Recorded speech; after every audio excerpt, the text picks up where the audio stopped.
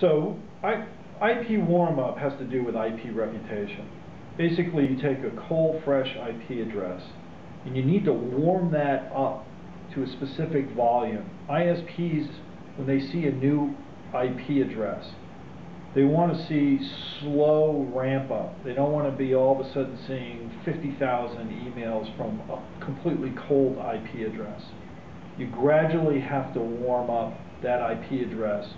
Each ISP out there is tracking every IP address. If it's never seen it before, then it expects only to throttle it to a certain amount of emails, maybe even a couple hundred an hour.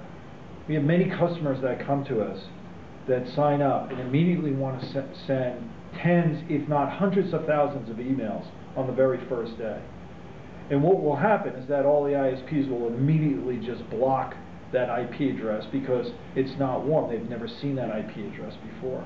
So there's a careful schedule that has to go for each ISP, and warming it up to a point where you can send out 100,000. That may take 2 weeks, but it has to be careful, because if you don't do it correctly up front, it'll damage your reputation, and now you're behind the 8 ball for the next several months, or maybe you never get behind. Your reputation will always be damaged.